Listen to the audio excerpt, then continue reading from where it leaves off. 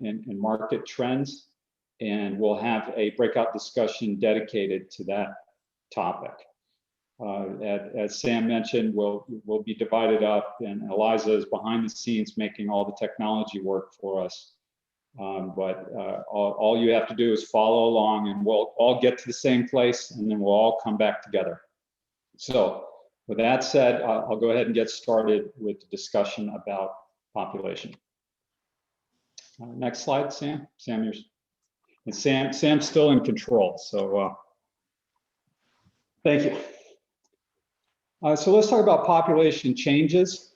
These are some of the trends, and Sam, if you click once more, we'll go to a very important time and point on this population trend chart, and that is in 2012 in the region, and that includes the entire Lower Connecticut River Valley region, which is all Middlesex County in both Old Lyme and Lyme. And I'll use the region loosely throughout to talk about all the communities. Sometimes our data set is just for Middlesex County, but as much as possible, we incorporated data from New London County specific to Lyme and Old Lyme. So the most salient point here is that in 2012, your death rate exceeded your birth rate. That means your natural population change is negative. So in order to remain stable or grow, you have to have migration into the region. Okay, next slide.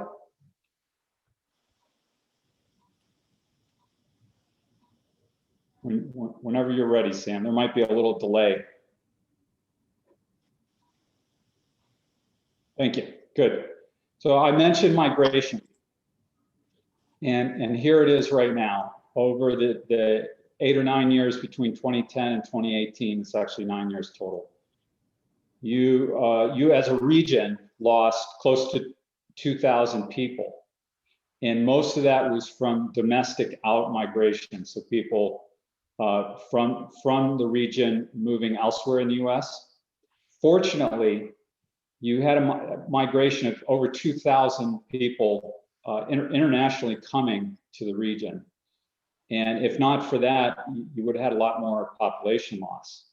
So there's something about the region that is attractive to immigrants. And you know, north of 2,000 over that period is a size of, it's a notable number. So it's very important to balancing population in the Connecticut River Valley region. Next slide. Now here's one of the factors at play, and this ties into the death rate exceeding the birth rate, and that's as a region, you're older. And the top line, the purple line, that's you. And in 2000, your average age was 38.8. 18 years later, it's 45.6. And that is a very big change, because in 2000, you were slightly older than Connecticut and slightly older than the United States. And then you're departing from the trends for both Connecticut and the United States that are on the same trajectory, even though Connecticut's a little older than the nation. That has all kinds of implications, right? It has implications on housing value, on economic viability, on culture, on education and school enrollment. There are many, many implications associated with an older population. And on average, you're now 7 years older than you were in 2000. Next slide. And here's how the population distributes. On the left side of the chart are females, right side males. And what we're looking at is you're really top heavy, right? You have boomers and Gen X, but you're not replacing that population with millennials or Gen Y, with the younger generations. And that is increasingly going to become problematic with respect to housing. Are you going to have the right type of housing in the region to accommodate people that need services, whether it be assisted living or a nursing home or any other type of housing. And then what's the impact on that if you don't have young people to replace them with respect to generating housing demand? What's the impact on housing values? And looking further down the road on assessed values and tax base, and right, there's a lot of implications. So everything's pointing to the fact that to be more sustainable as a region, you want to stabilize your population, and you need to attract younger folks to provide stability over the next decade or two or three, for that matter. Next slide. All right, and here are projections done by the state of Connecticut. I have to provide a caveat to this, that these are just projections, and they were done several years ago now. They were done prior to 2015. But it is an indicator to suggest that the state's demographers do not have a bullish perspective on the potential for population growth in the region. And much of that ties into the birth rate and death rate and outmigration.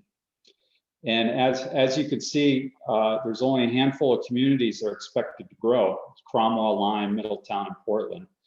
And everyone else is expected to contract, with Clinton, Deep River, Essex, Killingworth, and Old Saybrook expected to contract the most. As I mentioned, these are not only several years old, but it doesn't account for some recent migration shifts that we're seeing related to COVID-19. It's on the theme of Charles Dickens' Christmas Carol. The words may still be sponged from the stone. Okay, these trends are not set in cement, but it does suggest that as individual communities, as a region, you need to be very proactive to make sure that this is not your fate. Okay, it's a shrinking region. Next slide. All right, your household size, you are just a little smaller than Connecticut as an average at 2.3 persons, and much of that has to do with being an older region. More empty nesters is what it comes down to. So there's nothing too surprising about this. Next slide. And then this is an interesting statistic or demographic here. Compared to Connecticut, you have more non-family households, and that is, in a non-family household could mean a person living by themselves, or it can mean unrelated persons like roommates or boyfriend and girlfriend, someone not related by marriage or blood or birth. Additionally, you have fewer households with children. So I think what you're looking at here is much of this is related to being an older region, and a lot of probably people that are single, living by themselves, particularly in their older years. Next slide. You are not a terribly diverse region, 84.3% white and non-Hispanic. But that has been changing a little bit. And let's go on to the next slide and I'll explain that. When we compare Middlesex County in this case, and both New London County as well, what we see is that you are far less diverse with respect to percentage of foreign-born residents than Connecticut or the United States. Connecticut is actually higher than the United States at over 14% foreign-born. And this data is PUMA data, the public use micro data area, which is more or less commensurate with your counties. And you are at half that of Connecticut. So you're not very diverse from a place of birth perspective either. And next slide. your foreign-born population has actually decreased since 2010, and much of that has to do with a good part of your foreign-born population came to the region a long time ago, right? They were Italian immigrants or Polish immigrants or many other European and Eastern European immigrants. And so those folks, as we saw in the death rate, those folks are no longer, many of those folks are no longer in the region. And so that's contracting. You are replacing some of those folks, however. If we go to the next slide, I'll show you what's happening. So when we take a look at, and as I mentioned, Italy and Poland, this is a map of where people who were born outside the United States and live in the region came from. And so Canada, you know, anything that's colored in blue, and the darker the blue means more people, that's where people came from. So Canada, Mexico, obviously, but you can see in Eastern Europe, you see both Poland, you also see Italy, but China. And China is a more recent migration. And so that more recent migration from China are replacing some of the foreign-born people that are either moving out or have passed away from Italy and Poland and some other places in Europe. So you are changing a little bit demographically, but you remain not really, really diverse. Okay, next slide. And that's reflected in languages spoken as well. The top language is Spanish, and then there's Italian and Polish right there, French, but Mandarin and Cantonese, and that reflects the more recent migrations from China. And once again, you're at half the national average with respect to foreign-born languages spoken in the home. Next. So with that said, we are going to now go into our breakout discussions, and you will be prompted to click on a window or a button to join the breakout, and rest assured, we will see you on the other side. We will be there to greet you, and then we will be able to come back together. So please follow along, and we'll talk about the implications of these findings. And I think we have probably enough for, we have 38 participants. I think we have enough for maybe 3 breakout sessions. Yeah, let's do 3. Yeah. So Eliza, do your magic. And everyone click on the button when it comes up on your screen. Yep, just give me 1 second, everybody. Yep.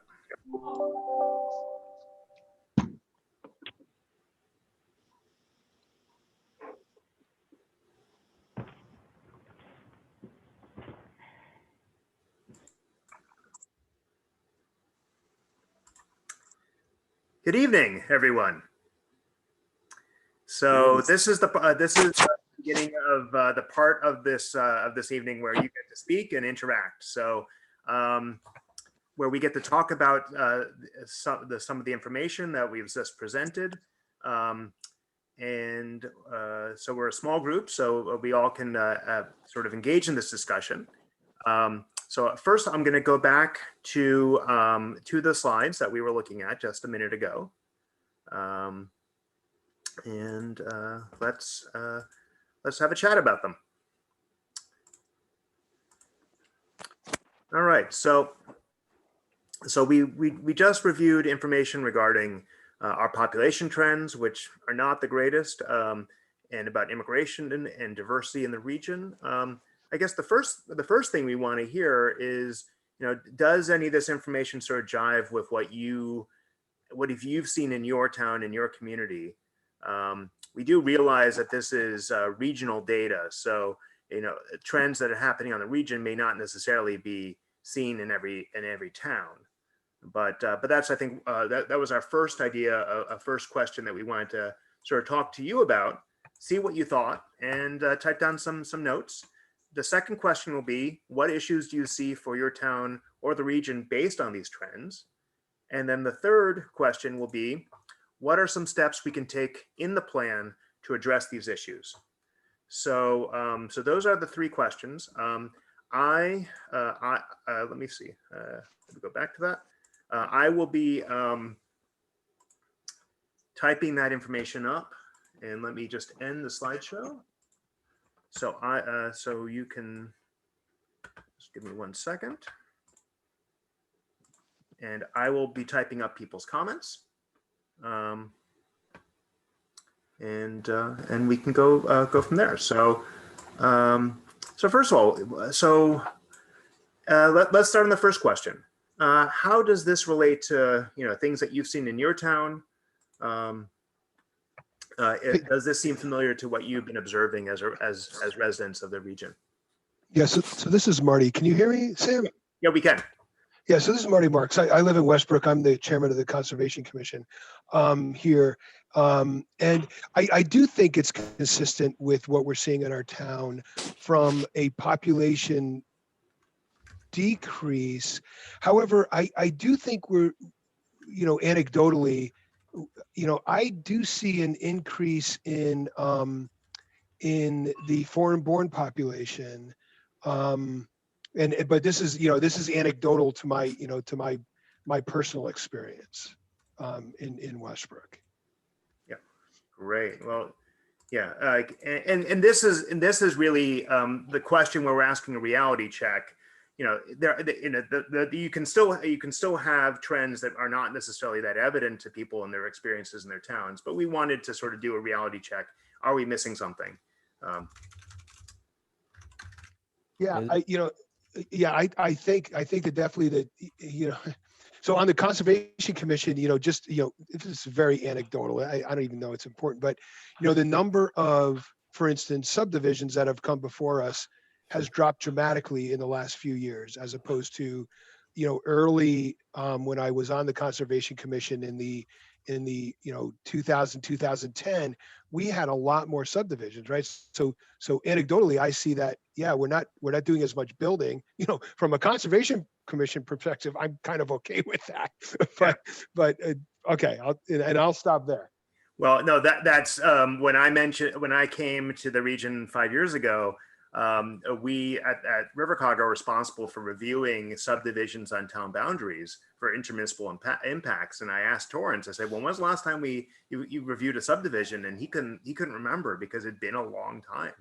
So yeah, I think we're well aware of it, particularly longer term residents of the region who were here in the 80s and 90s and into the 2000s have sort of seen that very very dramatic change.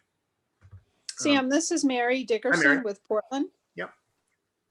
I think, well, you'll notice with our demographics, they're projecting us to increase, but this has been a tooth and nail fight for the last decade to try and turn it around. And we've done it with changing our zoning regs to allow accessory apartments. So we're bringing in younger people with good, affordable apartments that have yards and driveways and are close to downtown. But now I'm starting to see younger families coming in. We had one house come on the market today, and there was a fight for people to get to see it. Every house that comes on the market is going for more than asking price, and it's young families. But what I'm seeing that I like is they are all ready to volunteer, whether it's in the schools or park and rec or boards and commissions. We have people now asking how they can help, and that's never happened before. But it's the real result of 14 years ago, we decided if we put in a town park and we presented amenities to people, then young families would come, and it's worked. We now have a park with ball fields and a concession stand, and we have a riverfront park, and we have trails, and we have very strong park and rec programs. But it's been a commitment literally of millions of dollars to get to this point. And we're pretty much at equilibrium. 450 people over the next 10 years isn't really a lot. Right. And also, I'll remind you that those projections are really based on a demographer's take of the trends as they are at that snapshot in time using 2015 data.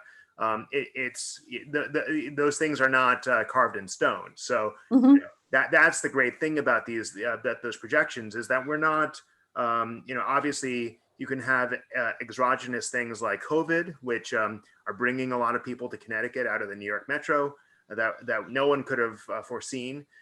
We also have the power within our region, within our cities and towns, to be able to make changes to attract people. So, but anything else about is this information that you just saw being consistent or inconsistent with what you've observed in your communities? Well, Go I'll tell you ahead, about go ahead, Mary, Lyme. and then laptop. So in Lyme, one refugee family from Syria with 3 kids and 2 parents, that Lyme is so small that moves the foreign-born population by, at least 2 percentage points. So I wouldn't say that we're noticing a huge increase in people born out of this country, but we are noticing a big increase in, as the previous speaker said, real estate pressure from people exiting big cities, moving to the area because of Electric Boat and Pfizer. Houses are going for asking price or more, multiple offers. And our school population, which had been declining ever since about 2010 or 2012, is holding steady and in some cases increasing, although we are still offering spots to tuition paying students out of district, coming from out of district. So there's a lot of capacity still there in the school district, but it's not continuing to decline. And again, young families moving in, willing to get politically involved, which we didn't see before, and volunteering for different things. So people who know coming in or have been informed by their real estate agents that this is what this community is, this is how you're expected to participate. Interestingly enough, when I was on the Board of Ed more than 10 years ago, state demographers were predicting that the population of our district and our school population would decline until the year 2020, when they expected it to pick up again. Now, they had no idea it was because of COVID. They just were projecting generational changes. So some of what was said in the initial report, I see bearing out in Lyme and Old Lyme. Not a huge surge in population, but certainly a turning over from one generation to the next. Yeah, this is Nancy Hutchinson from Old Lyme. My thing says laptop, but I agree a lot with what Mary just said, because we share a school system, et cetera, and we're linked a lot. But my son, who's a New York City person, he's living in Connecticut now through the COVID, and houses in Old Lyme are flipping really quickly. And even before that, people were renting to have kids in our school district. I think in Old Lyme, one of the things that we've got to think about moving forward is that we're putting in sewer systems in some towns down by the shoreline.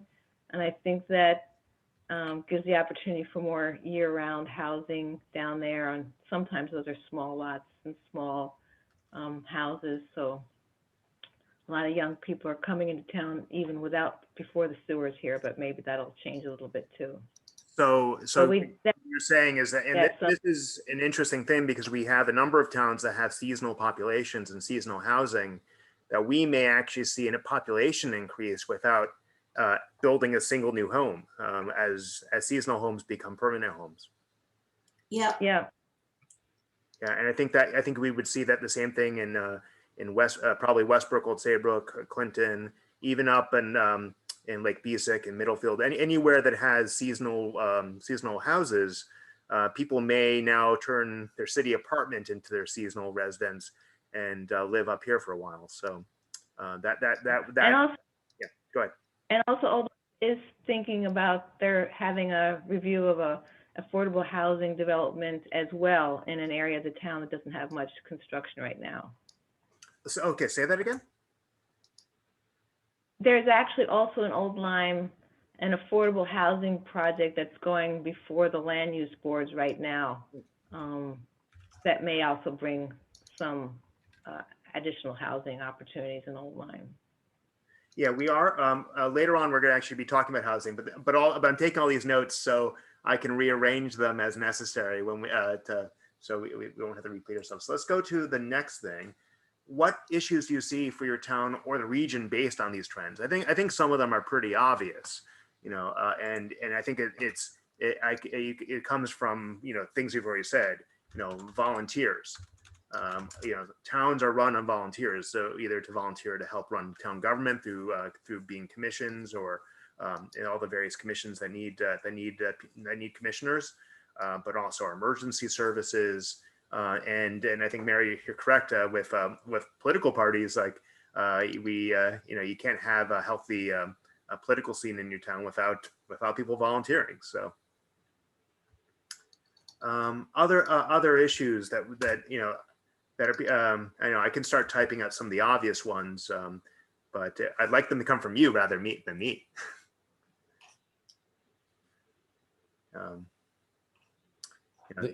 Go ahead, Bill. Probably all the towns have or all, especially the southern towns, have a declining school population, and the subject comes up. More regionalization. I know Westbrook is a tiny little system that's not in a region, and it periodically comes up. So school population decline and discussion of regionalization. Yeah, and I think you're right. Though, as Westbrook's, if the enrollment drops, there'll be, I think probably. I know that I was talking to your first selectman. I asked when was the last time that a discussion had taken place with Clinton and Old Saybrook, and he said that had happened relatively recently, but if trends continue, I would assume those discussions would happen again, and it's possible. But what does that mean? What does that mean if you give up your local school district and you're now part of the regional district? So, yeah. So obviously, with aging population, we have there's town services that people need. So whether it be senior centers, senior transportation. He's in my room. And also just supportive services to allow people to age in place, age in their homes. People want to stay in their homes. They don't want to. But what does that mean for housing demand?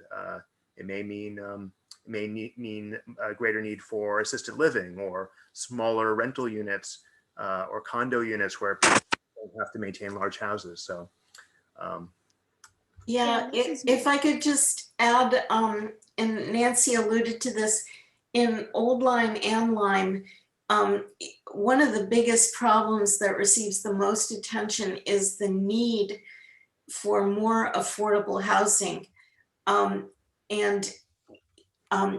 People differ on how to do it, but everyone agrees on the need. And the influx of people from urban areas due to COVID has just exacerbated this by driving up housing prices on every house, even on the lower end.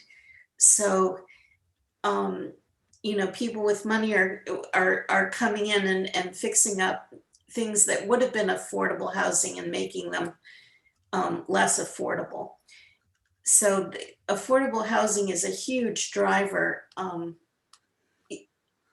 in town discussions and controversy and energy.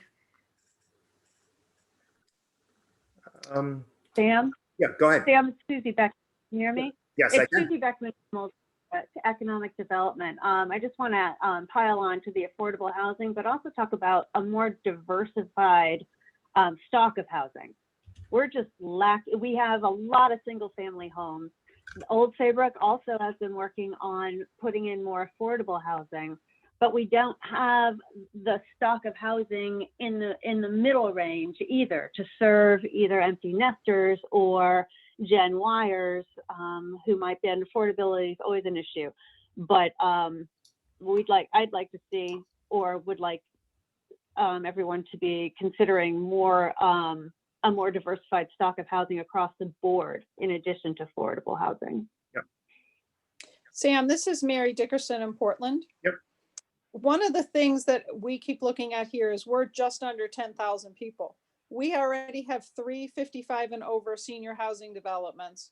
We have a nursing home and we have another assisted living facility. So as I see this demographic shift, I'm always looking 20 years down the road. We do not have the population to then again in 20 years maintain those deed restricted 55 and over properties. And so what is that transition going to look like? What are they going to become? And that's where the affordable housing discussion comes in. Can those 55 and over communities be somehow converted into affordable housing? And can we maybe look as a region at some incentives to do that over the next 20 to 30 years that would help with infrastructure and maintenance of those, so that as there is this population shift and there's a smaller number of seniors in our region, we could utilize that extra senior housing towards affordable housing units. Yeah, I think that's a really good point, and it goes to a thing called universal design, that you can build housing that works for people at many different ages or points in their lives, and well-designed housing should be able to have a bathroom that can accommodate a wheelchair or a walker. Should be you can design housing that can work for people of all ages. Having an entrance with lots of steps, is an impediment for someone with who's elderly, but it's also an impediment with some of a parent carrying bags of groceries trying to bring kids inside the house. So I think that's something which I've always been interested in, is you can build housing for all sorts of different people. And it looks like we are being asked to come back. All right, so quickly before we go, let's see, what are the steps that we can take? So I think I can intuit a number of these steps from what we've discussed, but I think flexibility in housing,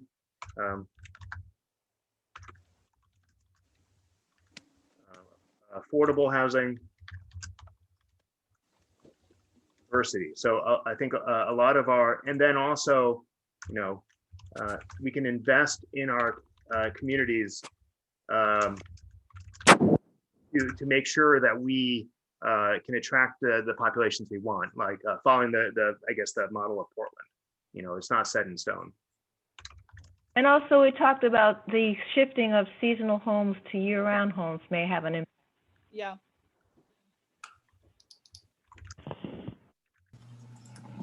All right. Welcome, everyone. Welcome back. Yeah, it worked well. Yeah, that worked well. So, it went by really fast. We were racing at the end to type some things. So I will do better. I apologize to Breakout Group.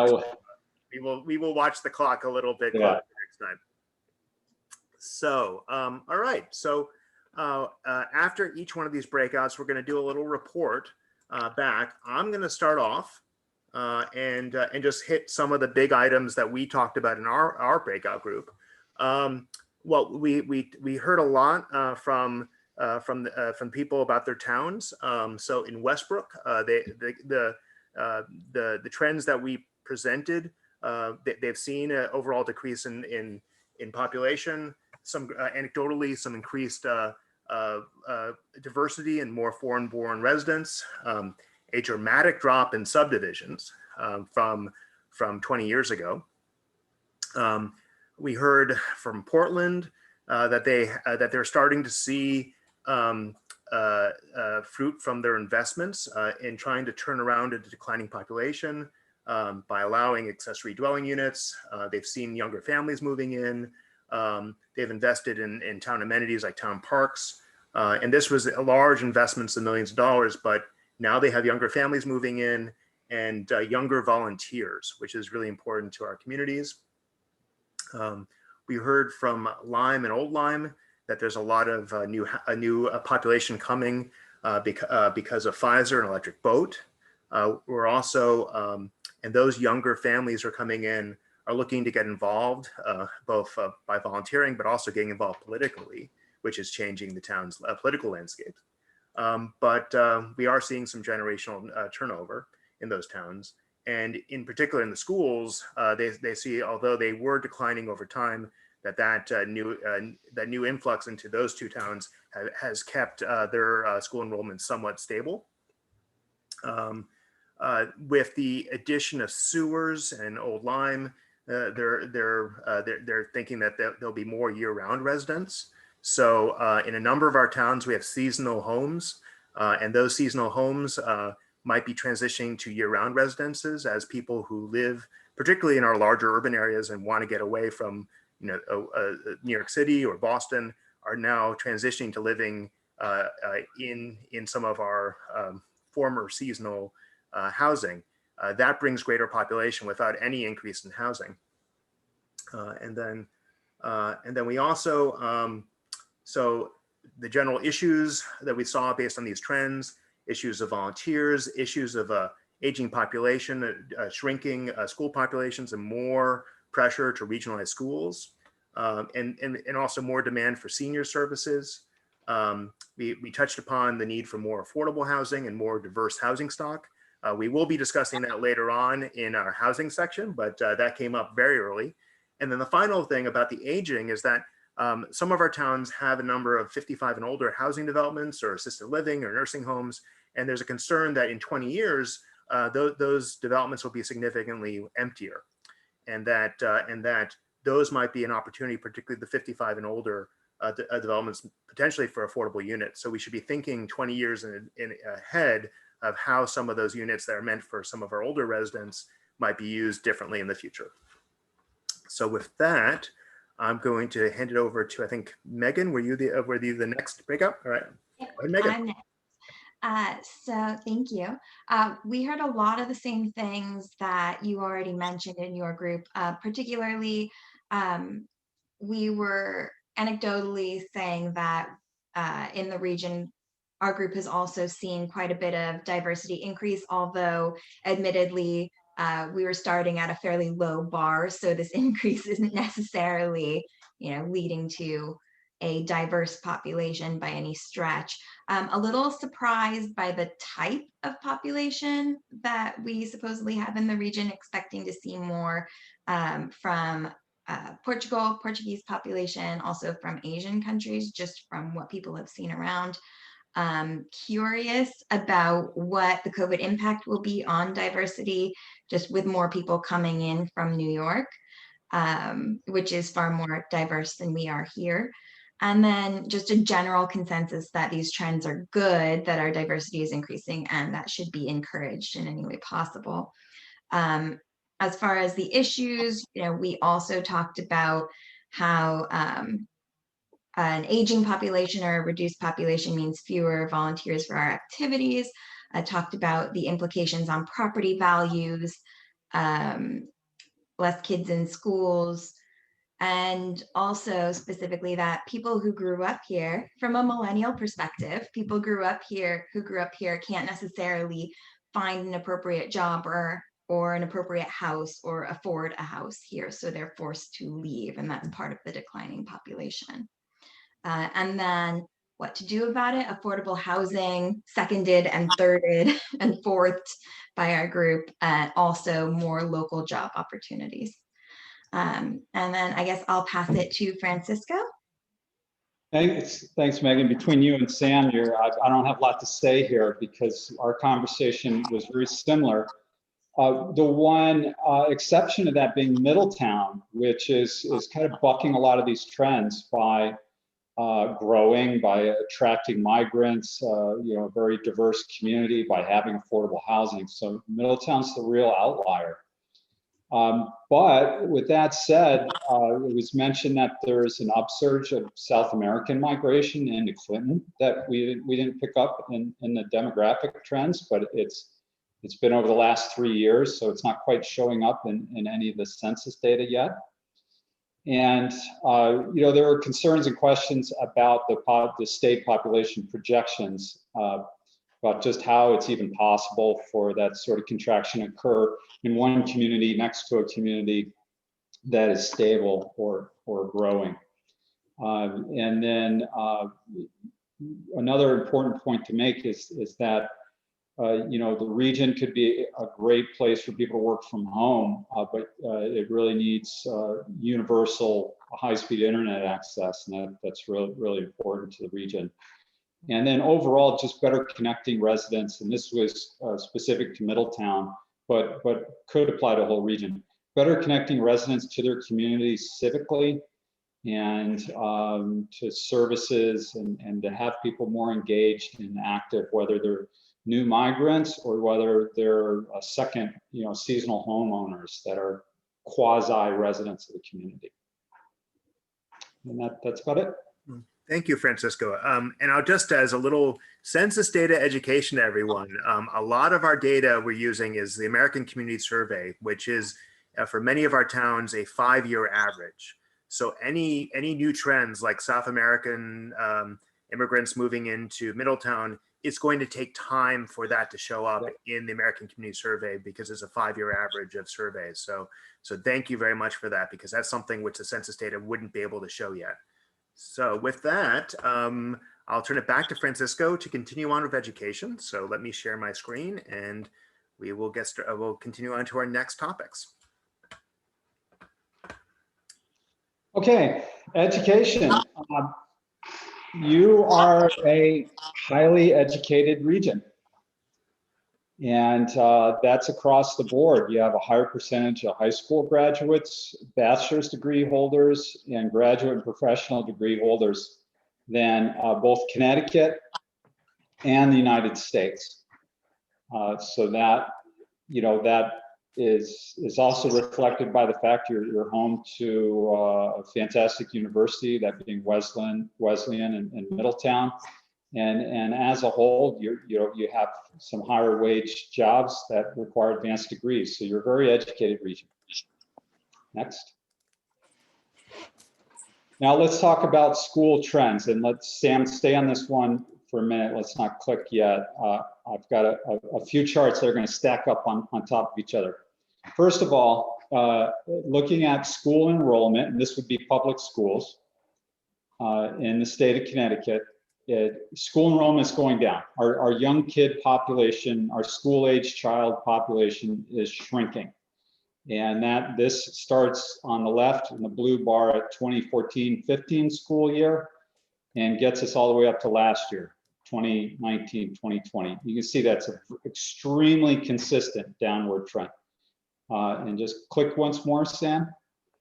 I also pulled profiles from just a handful of your districts to give you an idea of what's happening in the region. We didn't grab them all. Middletown. Middletown, even though there's been some growth in the community, the enrollment is down a little bit than a few years ago, but not by a lot, right? It's gone down, it picked back up a little bit. So it looks like it's stabilized, but it's not growing. You're not growing with respect to school enrollment. And then very quickly, we can skip through some of the regional districts that we have profiles for. District 13, you see that trend. That's 300 kids less than 5 years ago. Next. Region 17, down about 200 kids. And next.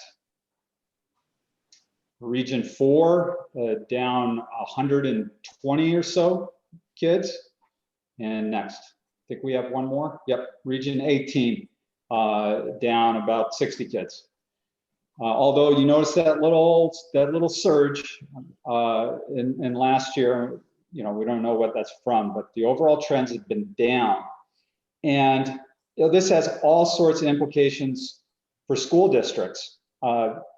for many, and it's different for each district depending on where they were at with capacity and teachers and buses, but generally speaking, as you lose students, your cost per pupil goes up, and you're not necessarily reducing costs until you shrink enough to retire a teacher and close a classroom or close a school for that matter, which has been happening all over Connecticut. All right, next slide.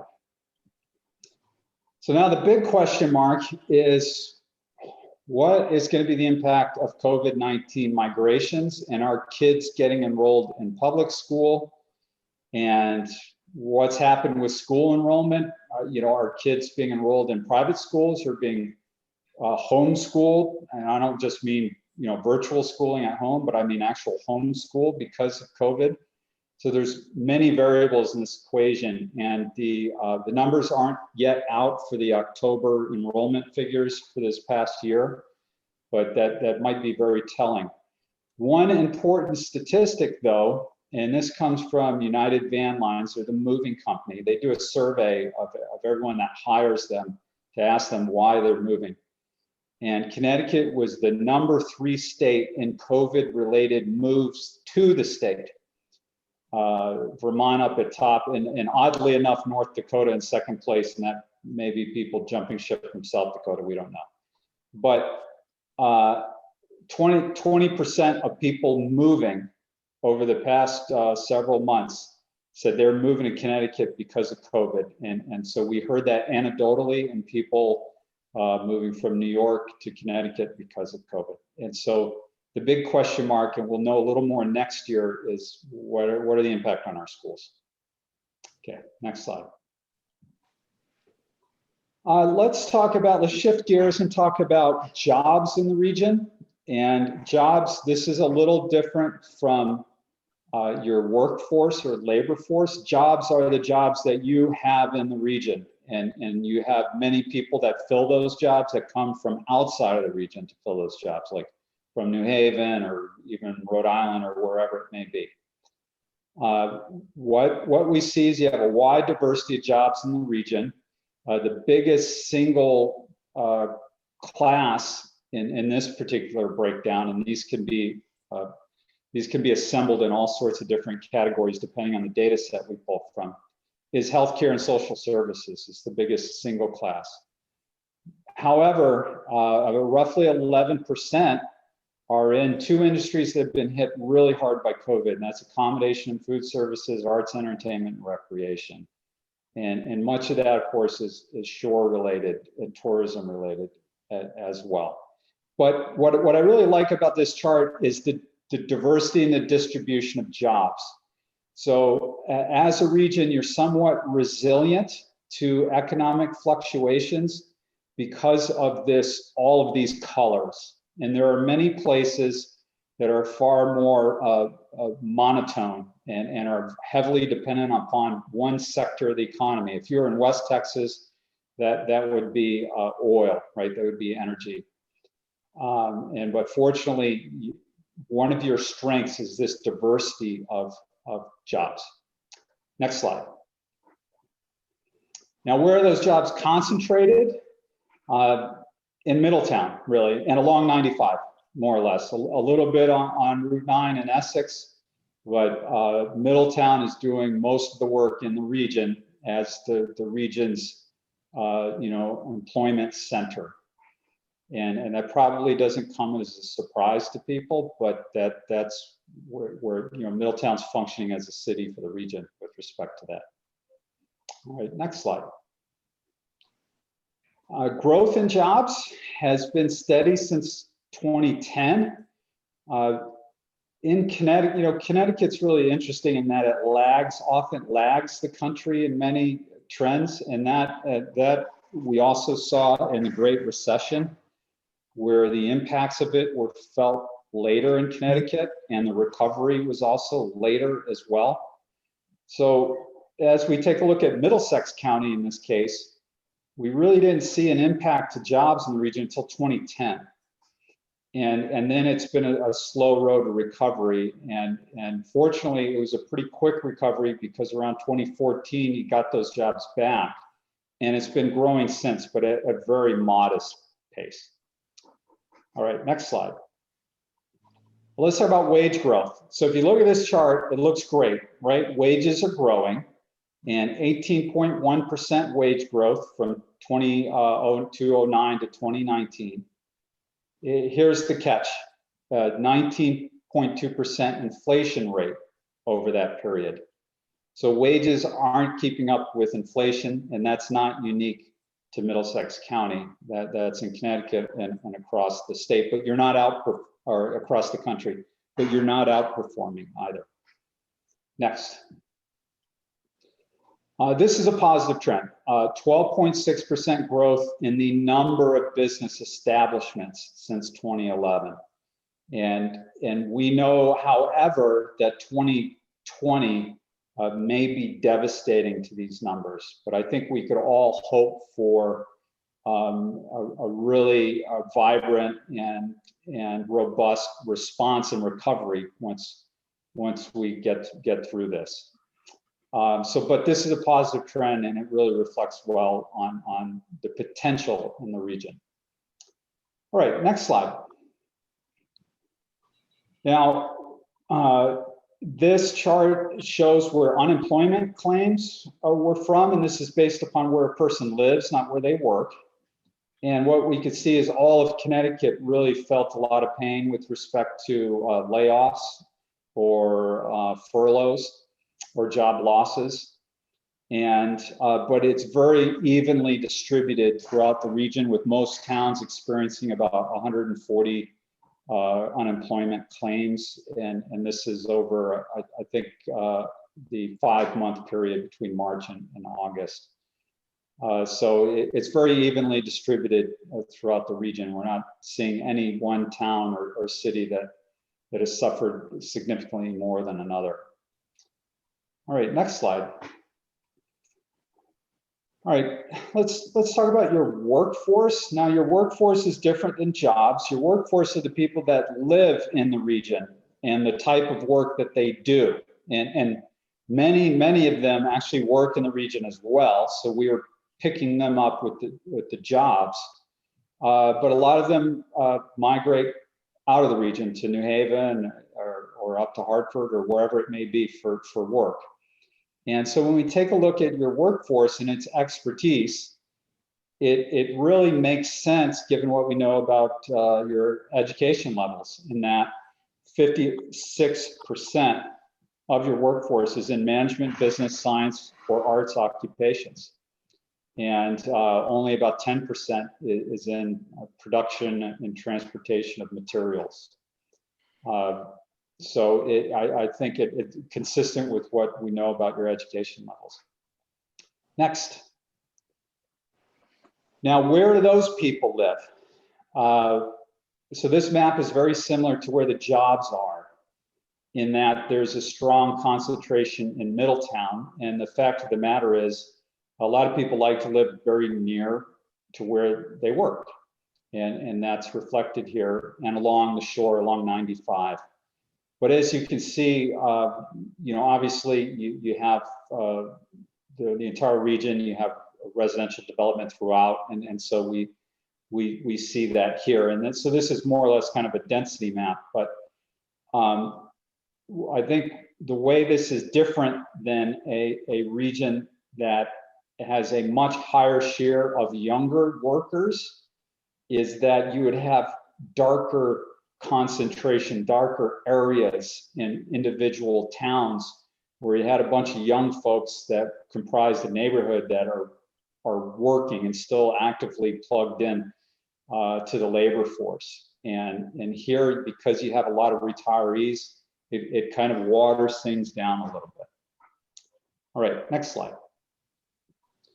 Now let's take a look at labor force trends. And this is consistent with the downward trends we saw with the economy and jobs, in that between 2009, 2014, You lost labor force, so people either stopped working, retired, or workers moved away. And you fortunately since 2014 have recovered, but you still haven't got to as many resident workers as you had in 2009. And a lot of that are you're an aging population. A lot of these folks are retirees. That's how you're losing. Next slide. It's important to point out that you also have seasonal fluctuations in your workforce. And so you have people that are either laid off for part of the year, or they come here to live for part of the year and then they leave the region, whatever it may be. You have a consistent up and down, and spiking in the summer and lowering in the winter. And that much of that's related to the shore and to some tourism. So there's a seasonal aspect to this. But if you notice at the very end, that plummet, that drop is in March, happens in March and April. And that's a drop of, over 6,000, about 6,000 jobs. Or not jobs, but workers, people that are workers in the region. Next. And the biggest impacts, and I'm sorry, it's a little hard to read. The biggest impact is to self-employed people, and this is a statewide chart. Self-employed people have made the most unemployment claims. That's the bar at the chart, or at the top of the chart. Followed by accommodation and food services and arts, entertainment, recreation. And so what we see is consistent in the lower River Valley COG region as across the state. Next. Income. Income, you're outperforming both Connecticut and the United States, and that goes back to the types of workers that you have and to their degree or level of education. And that's much higher than the state as a whole, about $9,000 higher and significantly higher than the United States. So, I mean, this is a good thing for the region. This is a good demographic. Next. However, there is some income disparity within the region. And, some of that's due to the cost of housing, cost of living, and or just low wages in many jobs in the service sector. So when we take a look at ALICE stands for, it's an acronym, stands for Asset Limited, Income Constrained, but Employed. So these are folks that are working, but are struggling. And so this is a distribution by town. The highest, and it probably comes as no surprise, in Middletown, where 33.2% of people are income that are working are income constrained, and the lowest being in Haddam at 12.5%. Next. Poverty rates. Poverty rates vary, and Middletown, of course, being a city, has the highest poverty rate at about 11% of households in poverty. And the lowest, I think Old Lyme is lowest at, or Killingworth is lowest at 2.1%, with Old Lyme at 2.6%. And this is typically what we would expect of generally higher poverty in cities and in bigger towns that are suburban communities where you have access to services and transportation, and generally lower in slightly more or rural and definitely in communities that have higher wealth as a whole. Next. Now, poverty rates. Now, this is what concerns me the most, and this is not unique to Middlesex County or New London County. And this is the trend for Middlesex County. This is looking back to the year 2000. And what we see is poverty, or the number of persons in poverty has grown quite a bit since then. And it was 7,000 in 2000, and now it's close to 11,000. And there have been some fluctuations along the way, and we're now, this is dated up to 2018. and there was fortunately a decline from 2016 to 2018. We see this statewide too and across the country, but we're not moving in the right direction. Next. All right, so once again, we will go to our breakout sessions and we'll follow more or less the same procedure. Okay, so once you get your cue, click on it and we'll see you in there.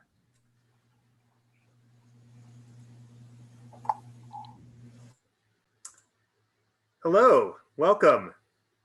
So we planned this so you would get different moderators for the different breakout sessions. So we're happy to have you. Let me first of all, so hello everyone. Oh, good. So some new people and some old people. So great. Let's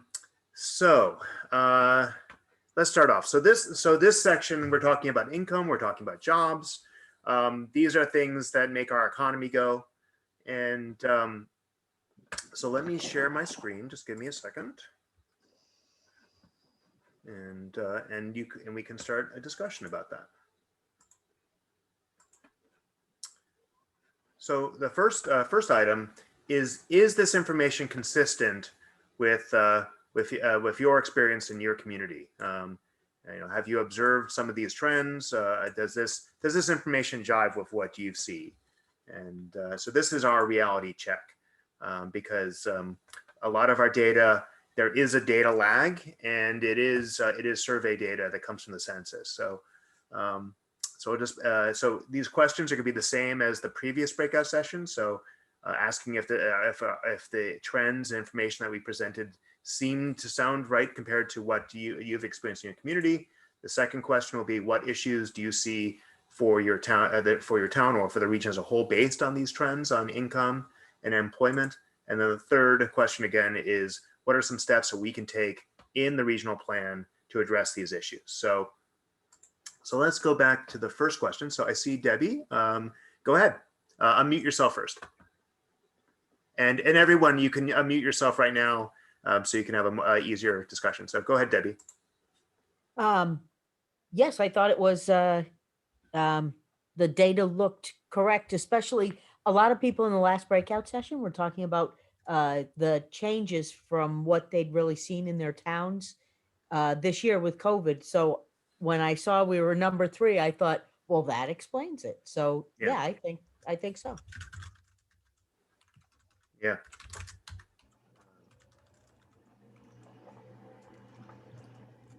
All right, who else?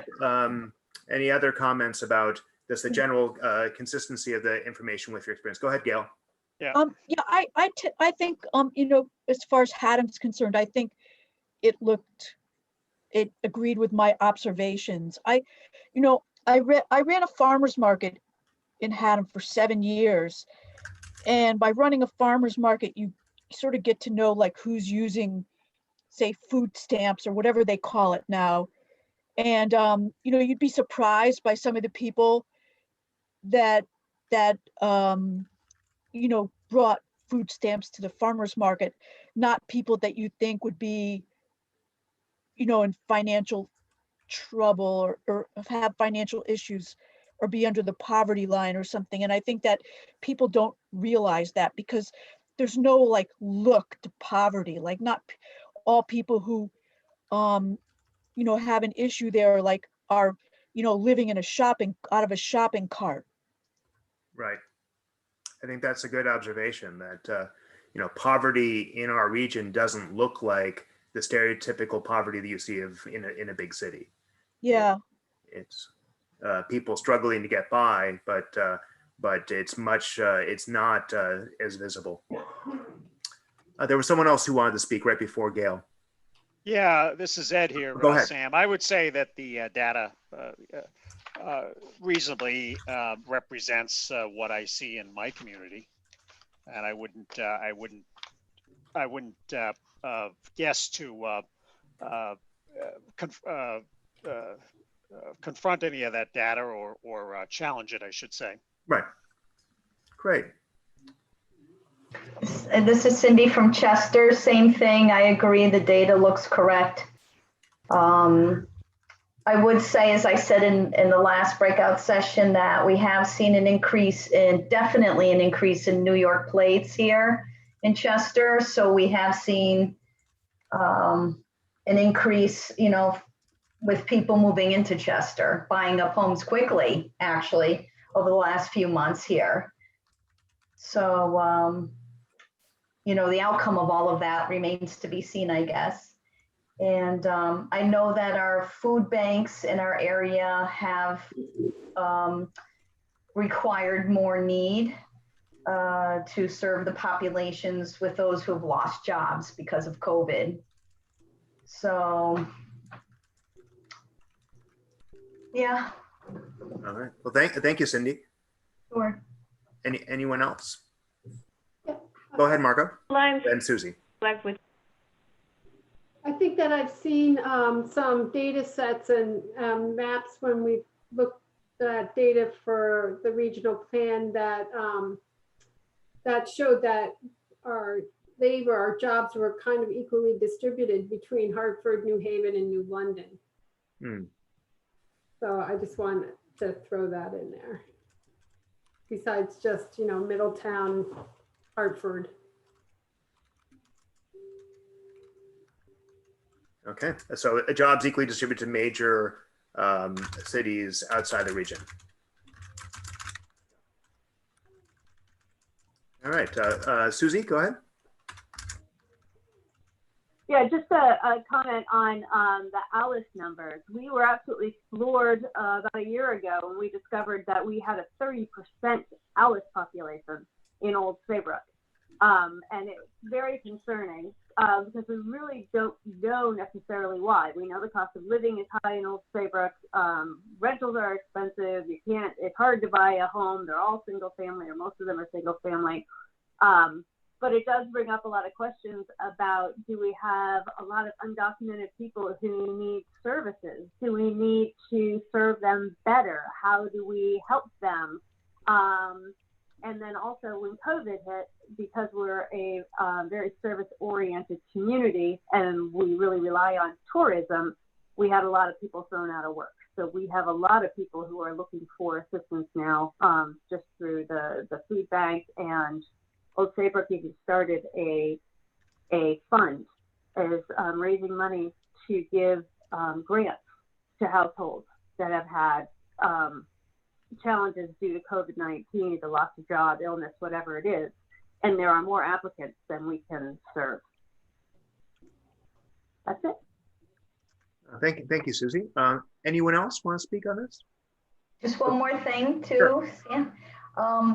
In speaking with the small business owners downtown, including today, they expressed to me when I asked, because I always ask, how are they doing, that they feel like the government is not doing enough for them. And, there's a lot of organizations in our town working together, the Chester Rotary, Sustainability Committee, and other committees that are working to promote Chester businesses so that we keep our small businesses in business during COVID and into the next few months.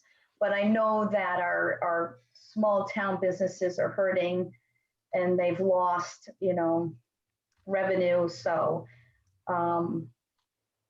they feel like the state and the government need to do more. So. Yeah, just this week. Programs and the PPP and all, but I got the sense today anyway from one of them that is just not enough. So. Yeah, just this week. She did apply for a $5,000 grant that's being offered, but she doesn't know when that's going to come. Okay. So it'll be approved and then actually land on her door. Okay. Yeah, I just was going to say was that just this week, New York Magazine, the magazine from New York City, their cover was all businesses that have closed in New York City. And then they had sort of this obituary list of businesses that started in the 1920s closing, and just they went from the oldest to newest. And it was very sad because I'm reading down this list of pages and pages, and like identifying names of places that I've been to, and restaurants I've eaten at, and shops I've shopped at. So it's just very, very depressing. And that's just It's heartbreaking. Yeah. It's so heartbreaking. And I heard a statistic that 600 Connecticut restaurants have closed so far, right? Yeah. I heard that too. All right. So so issues that we see for our town. So we have sort of like the smell test of the data, but you know, the larger issues of employment. Of course, COVID throws a monkey wrench into all of it. Of course, you know, we weren't doing that badly until now we're doing badly, but everyone else is too. Yeah, this is Mary Go in ahead. Portland. Yep. One of the things that COVID, as you say, you know, has really exacerbated are the people that were living on the edge. They were doing okay as long as there weren't any medical emergencies or any blips in the job market, but they were not saving. They were not, you know, building up that cushion as they aged. And now we're seeing COVID make that worse. Being in economic development, I can tell you what I see with a lot of the businesses are people who are putting expenses through their businesses that are really fragile expenses. Groceries being charged to the company credit card and taken off the company numbers, transportation expenses, gasoline, car insurance, cars being charged to the companies. So when those businesses cannot support that extraneous spending anymore, that impacts the family. And there's a lot more of those people that are on the edge that don't have that 6-month savings and don't have the money put away. Now what we're seeing are people that are having seasonal difficulty even before COVID. So the heating bills increase in the winter, and they used to have a deal with Eversource to manage their bill over 12 months to help kind of smooth that out. That's not enough anymore. They're struggling with increases in electricity, increases in heating oil, increases in property taxes, increases in health insurance. And all of these things have suddenly hit at the same time along with COVID. Some people are saying their expenses are going up $1,000 a month without any change to their standard of living. It's $150 for health insurance, and it's another $100 on their electric bill, and it's $150 quarterly on their water and sewer bill. And so I think, you know, when we talk about these Alice numbers, we're starting to see it now because COVID doesn't give them any breathing room anymore. So COVID is revealing struggling businesses and struggling families that were living on the edge and getting by before, but now COVID has sort of turned off the spigot on them, and it's turned off, I think, a lot of the opportunities that were there for seasonal employment, where somebody may take a job in retail at Christmas time. So mom or dad works a full-time job, and at Christmas they may take an evening and weekend job for 6 or 8 weeks, and that covers the Christmas bills, or it helps with the heating bills. Those jobs are gone. This summer, the tourism jobs that are strong here, where people will take jobs in restaurants or they take jobs at some of our shoreline attractions, those jobs weren't there. And so it's just really stressing the whole system. So it's not the people on the edge that were really struggling with COVID. It's gone deeper into sort of that struggle economically. Okay. Going deeper into the community. All right, so so we have let's go back to some of the discussion about education and our education levels and our school enrollments. You know what so those obviously are issues. You know, towns having schools are part of their school identity, of course, but how do people in this group feel about the education issues? Well, you know, in Haddam-Killingworth Region 17, people always bitterly complain about the school budget, but we have a really great school system. You know, so there's always that tension. 17. Oh, 17, sorry. Yeah. I think 18 is Old Lyme. Yeah, I think so. Yeah. You know, so there's always that tension, and in trying to explain to people, especially older people, that, you know, you need to learn certain skills for modern jobs, they don't understand it, you know, there's a gap there. One thing that I'm going to sort of call on Mary is a discussion we had at our regional planning commission about jobs and earnings, and about making sure that as we come back from a recession, that if we lose like high paying jobs, that we try to replace like jobs of like jobs. You know, of course, the big concern I think for a lot of us is Pratt and Whitney. You know, there's not a lot of demand for jet engines right now. And so if that factory in Middletown is impacted, which I'm sure it will be with employment, you know, that will be a major economic hit to our region. So I think that I'm going to sort of steal your comment, Mary, from our RPC meeting and put that up there about making sure we. And I think we're sort of unique in our location because us and maybe East Hampton have that access to Route 2. So yes, as Pratt and Whitney really over the last decade has declined, those were well-paying jobs, manufacturing jobs and white collar jobs. And so we've seen the hit here, which is why we watch it. The other thing that we'll also see change, Sam, as we're doing our regional transportation plan, is as these jobs come back, if they come back in different transportation corridors, we're going to see that impact on us as well. Oh, that's a good point.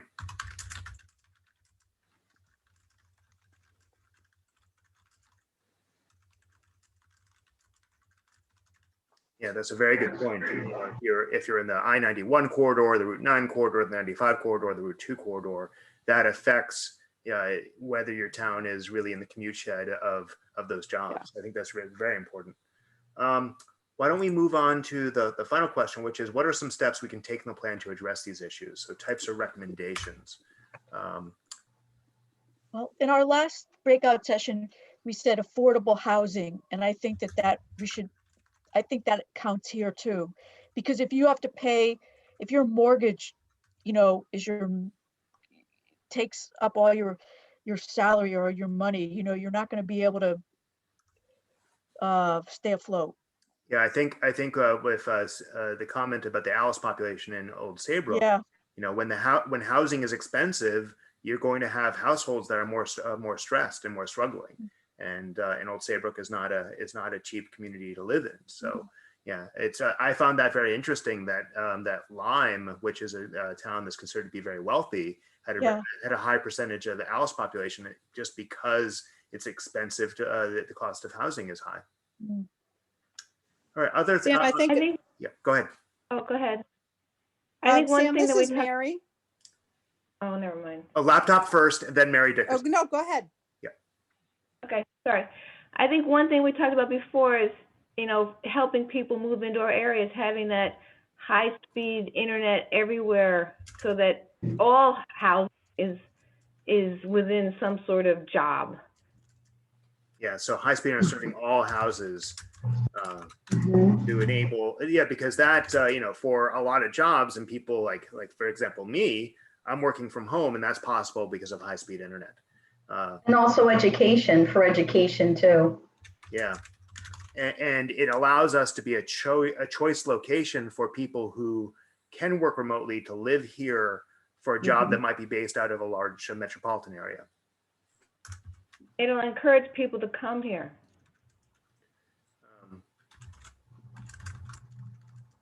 I agree that that's one of the best things that we could do, because we're getting all these people into our communities that are working from home and may be able to continue doing that.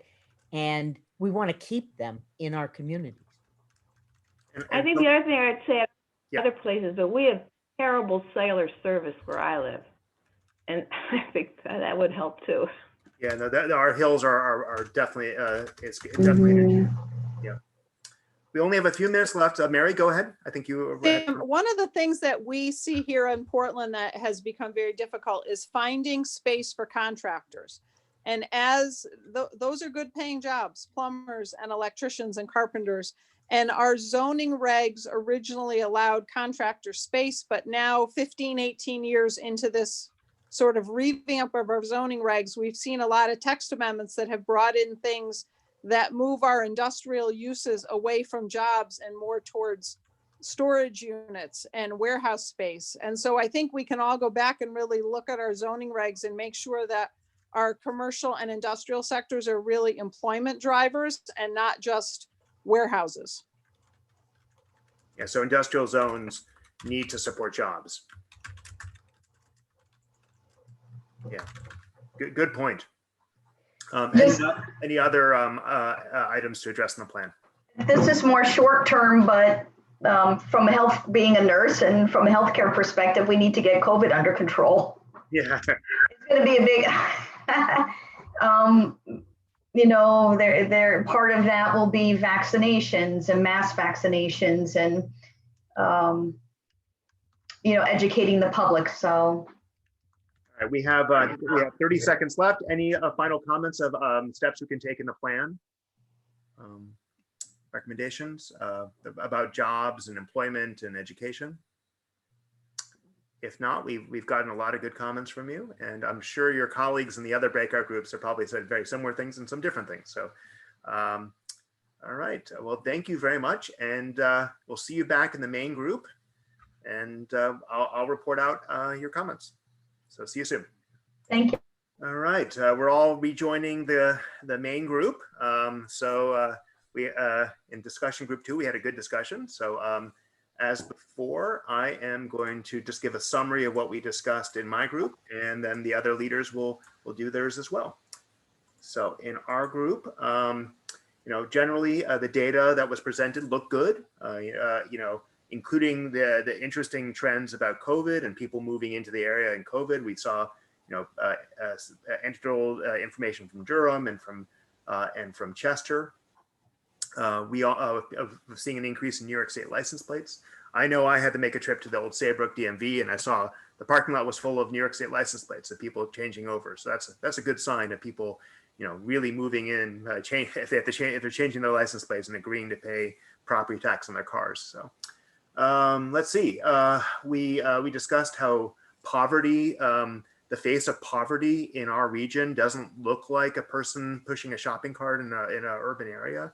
The stereotypical look of poverty, you know, people are really really struggling to get by and using food stamps that you would never expect. So you know, the look of poverty in our region does not fit our stereotypes of what poor people look like. Let's see. We also one thing we had a discussion about how jobs are located within the region, but we also have a lot of employment outside our region with people going to New Haven and Hartford and New London. So that was one comment that was made. The Alice numbers were shocking, and we observed that the communities that had higher costs of living, like Old Saybrook and Lyme, had higher Alice numbers, which makes some sense because those are expensive places to live, and if you are struggling on a modest income, you know, you're going to be struggling more there than you might somewhere else. And in the more short term, we also discussed, you know, that COVID threw a lot of people out of work in the hospitality sector, and there's a great need for charity. We also have potentially a large undocumented people in our communities that need to be served better. And we also had a discussion that small business owners feel like the state government is not state and I think federal government is not doing enough to support small businesses during COVID, but town committees in places like Chester are trying, but they need support. We had a little discussion about what COVID has done to our populations. You have people who are struggling before, who have no safety net, and that's really revealing those families and those businesses. For example, a lot of people will run personal expenses through their small business, and now they can't do that anymore. So a failing small business directly means issues for households. At the same time, we've seen our utility costs go through the roof for electricity and other expenses, taxes going up at the same time as COVID is impacting people's income. And then also COVID has cut into people's ability to get a second job, whether it be seasonal employment in the hospitality sector or seasonal retail employment during the Christmas season to help pay off some of those bills. and that the struggle that people are dealing with is going deeper into the community. In talking about schools, we talked about, the struggles within a regional school district, how people, complain about the school budget and there's a lot of tension around it, but at the same time, we generally have really good schools and we need modern skills for modern jobs, and that comes from good schools. And then we also recapped a little discussion from our RPC meeting about how we need to be sure to replace the lost jobs with similarly paying jobs.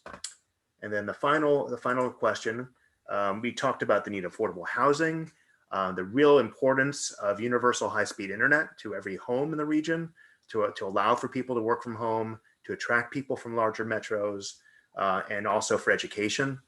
We also talked about the terrible cellular service in many of our towns. In regard to the economy, we need to find places for contractors.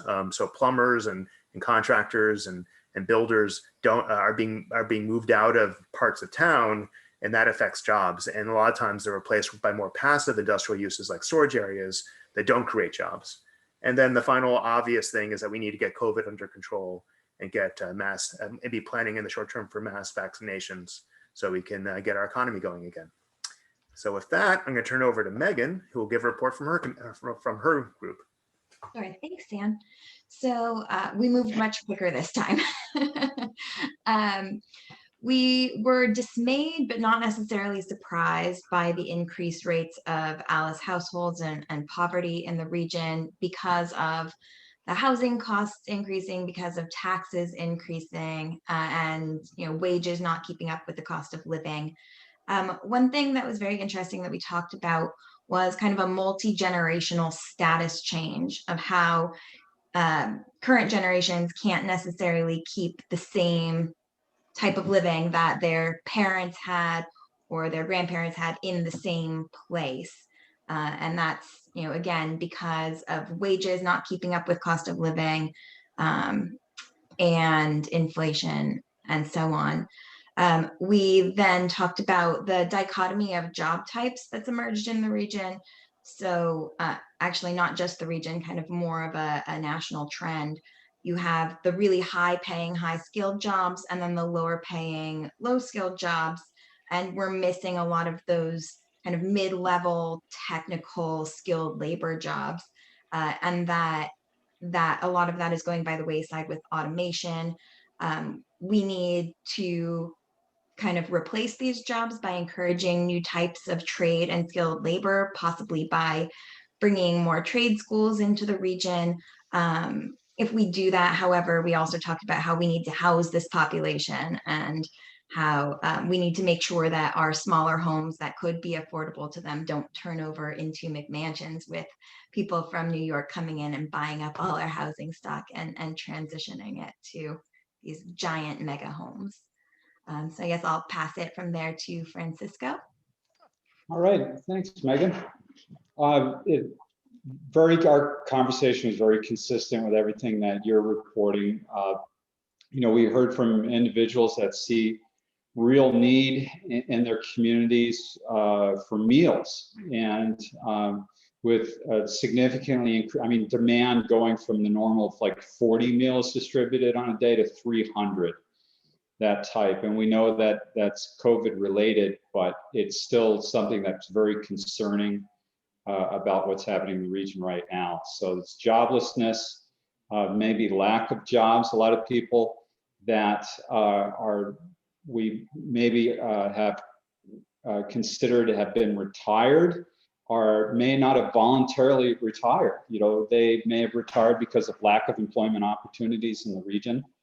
And so that has implications on their ability to sustain their life if they're dependent just on Social Security or some other needs. So that's all tied together. And when we talked about some of the concerns and issues, it was the cost of housing and the tax burden on the housing in the region, and how that trend moves in one direction, and that's up. And businesses going out of business, and what are the implications given their role in the community, not just in providing jobs, but as part of the identity of the community, as part of the culture of the community, and as anchor institutions in the community. Education costs are going up, even though enrollment is shrinking, and especially special education enrollment and cost is a challenge. And this was for Haddam, but we expect it applies to other districts and communities as well. Jobs, many jobs are temporary or contract type jobs, and we saw that most losses were in that field. And that's a real concern if the region's not providing access to enough permanent jobs that have benefits. And then we also see opportunities in all of the remote learning, the remote civic participation that's happening just like this. And it makes us hopeful that there are opportunities to increase civic participation by adopting more virtual platforms on a permanent basis, and maybe even a lower cost as well. And then in wrapping up, there's also, while we have this migration and the housing market is benefiting, there's a concern about housing demand driving up housing costs. And there's a need for affordable housing. However, 830G as a mechanism for affordable housing can be very disruptive to communities that don't have a say in the location design of housing. And finally, regionalization of schools, more regionalization, more regional cost sharing is probably something that should be considered, along with more specialty high schools and academies. And that's it. Okay, so we're going to resume to the third and final portion of this meeting. So I'll get that. We're going to talk about housing. And I have a feeling that a lot of our comments in our breakout groups about housing are going to be duplicated. So I know we're running a little bit over, so maybe we might be able to have a little bit shorter discussion because we've covered a lot of this already, but because we want to make sure that we're using your time efficiently. So just give me a second. My mouse is. So maybe Eliza, should we have Eliza set this to 15 minutes? Yeah. So. Yeah, let's do that. Yeah, because we are running a little bit over, and we want to make sure we get you out in 2 hours as we promised. It might be still a little bit over, but we're going to try to do our best to keep within the time we told you. So go ahead, Francisco. Okay. And I meant the 15 minutes about the next breakout session. Is what I meant. Exactly. So household supply and market, basically you are a community of or a region of single family homes. And that is the truth for all of your communities, and Middletown is the exception to this. And it does vary. And in addition to that, you have very low amount of rental properties in the region. Next slide. But I just point out that even Middletown has a large number of single-family detached houses. Yeah, and even Middletown, although it has the highest number of multi-units and rentals, still has. Actually, I think that's a mistake. I think the numbers got switched from Old Saybrook. We should. Right, we'll fix that. Oh, yeah. Okay. All right. Okay. So when we take a look at the entire region, there it is, 72%, one unit attached, and a little bit of one family unit attached. That's what we associate with townhouse or condos, and then some 2 and 3 family buildings, apartment buildings, but almost entirely one unit attached. Next. Your housing stock, as I had mentioned, rental comprises a very small share of it. However, even what you have is mostly in Middletown. Middletown has half of the rental housing in the region. Most communities have 5% or less of the region's share of rental housing. Next.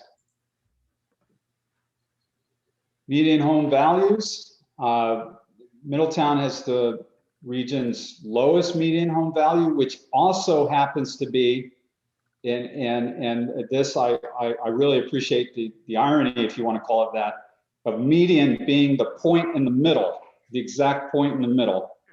And Middletown nailed it because Middletown has the exact same median home values as Connecticut.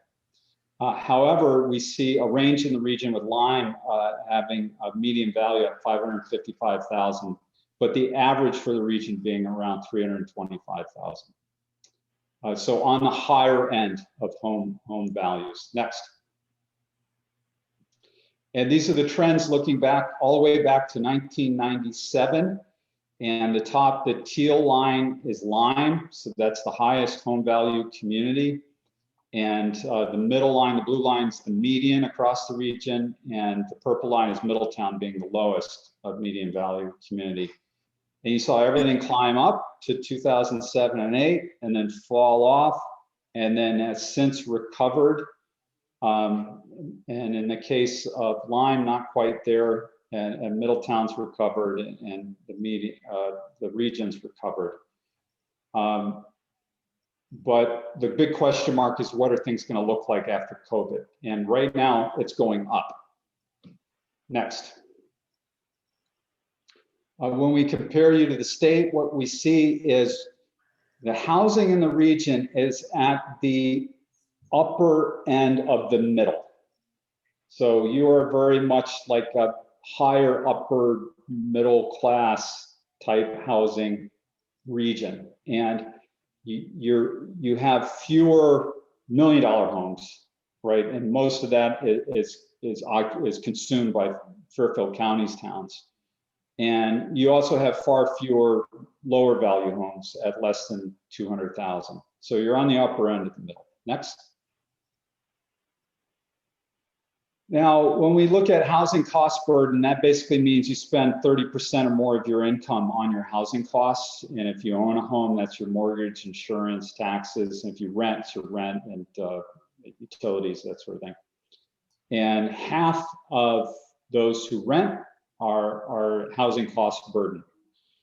And that shrinks as you move over to people that own with a mortgage. That's 30% of people. And people that own their home outright, no more mortgage, it's still 19% of people are housing cost burden. So even if you own your home, you paid for your mortgage, you may still have a hard time affording to stay in that home. And many of those people are retired. Next. When we look at affordable housing, most of the affordable housing in the region is located in Middletown. Which accounts for 70% of the region's affordable housing. However, across the region, only 8% of housing meets the state's definition of affordable with respect to 830G. And 830G, I'm throwing that around. That's a state statute that mandates every community to work towards getting to 10% of what the state defines as affordable housing. And so we see that many communities are at 1, 2, or 3% of what the state defines as affordable. Next. All right, so back to the COVID impact. Median sales price, and this is looking back to November of last year, it's up. And that trend started, it normally starts in the spring of every year. It's somewhat seasonal, but that trend started in March and it's been going up relatively steadily. And it's currently at 300,000, whereas across Connecticut, it's 270,000 is the median. This is sale price, which differs a little than median home value, but it's up. Next. All right, I got through that pretty quick. We'll go to our breakout sessions and we'll spend just 15 minutes there and we'll do it again. So we'll see you in the session.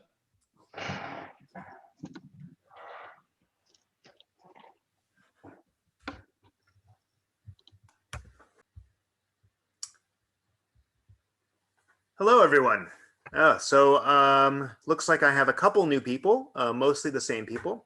So welcome to my breakout group, and feel free to unmute yourself because we'll be talking. So, you know, I think I'm going to skip this first slide. Let me go back to share screen, which is about, does this, you know, is this information consistent with your experiences? We have heard throughout this evening about the importance of affordable housing. So I'm just going to say yes. and we'll move on to the issues about trends. One thing that I think that was very interesting is that and I think in that column the numbers between Old Saybrook and Middletown got flipped with Old Saybrook being 90% single family detached and Middletown being 44% single family detached. I think that number got flipped around when I saw that. But we covered issues of affordability. We covered issues of renting versus owning and how that impacts people. We've also, throughout the course of this evening, in my breakout groups, have talked a lot about affordable housing. So what else should we talk about? What other issues are new that we should bring into the conversation when it comes to issues regarding housing? Go ahead, Susie. Okay, Susie Beckman from Old Saybrook. Just want to mention the fact that many of us are sewer avoidance towns, and it can be very challenging to find soils in areas that will work for clustered housing or larger numbers of units in one area, higher density.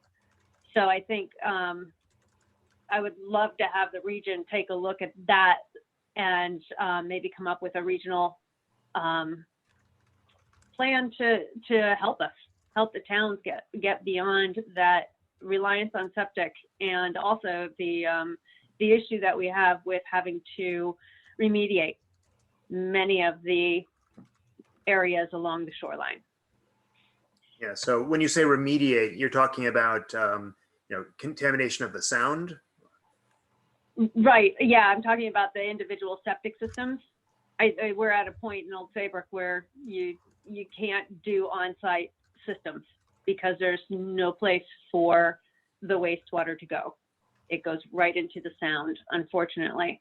So that's something that is a challenge for us. And even in the higher elevated areas that aren't necessarily near the water, we don't always have the right soils to support septic systems for larger developments or higher density development. Yeah, I think the issue of sewer and septic and the really is the carrying capacity of the land. Where humans think they want to live, it is not necessarily in sync with the natural resources below our feet. And can it accept work for a septic system is a big problem in a lot of our communities. Sam, this is Mary up in Portland. One of the big issues is Connecticut does not allow engineered septic systems. So you have to use native soil on the site. Yeah. So if a site is being redeveloped, so let's say it was an industrial site where all of the native soil was removed at some point to put concrete down or to build a building, you have to use native soil. You can't bring soil in. So effectively, you've created a parcel that with DPH is not buildable unless you have sewer access. We have that issue with a business here in town that is built on old soils and they cannot put a new septic system in. And so we have to hook them up to sewer, which is going to cost them $150,000. Yeah. I think looking at these issues, we're talking about affordable housing. What I would love to see is a real region-wide financial literacy program that starts early, that gets people ready for home ownership, that gets people ready for rentals. What I'm seeing now that housing prices are going up is when something comes on the market that is affordable for somebody who's been saving and has their 20%, the investors are swooping in and paying cash and either flipping them or turning them into rentals for profit. So people that are young and have started to save are losing the opportunity for home ownership because they're not well educated about who the competition is. Yeah, I think that's a very good point. In a hot real estate market, I have friends I have a friend who lives in Denver, and the soul crushing process of making 12 different offers on 12 different houses and then not getting them, the level of savviness required in a hot market and to be able to do it is very different than what we are used to. And it's been a generation since we've had to deal with that. So I think having education and support for people is important. I think Margot would be next, but Margot, what was your comment? Two comments. One was that the high renting percentage in Middletown. I thought that that's probably because of Wesleyan and all of the academic rentals possibly. And then the other comment was I was surprised to see that we're at 8% for a meeting affordable housing criteria regionally under 830G. That was, considering all the constraints on that was a surprise to me that we're that high as a region. Well, it's almost all, it's because there's such a disproportionate share in Middletown. Yeah. So when you look at us at a region, it actually doesn't look that bad.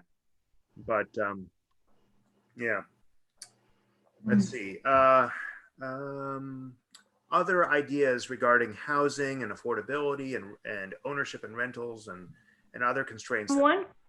Yeah, go ahead. One thought I had how to bring it into this is that with climate change and seawater level rise, how is it going to impact our stock of homes by the water? And do we need to consider that in whatever we're planning moving forward? Oh, that's an excellent excellent thing, because you have dual issues. You have flooding, which is going to be along the shoreline and along the river, which is at sea level, of course. And you also have saltwater infiltration that will impact septic and wells. So it's an issue that we need to really grapple with. Yeah.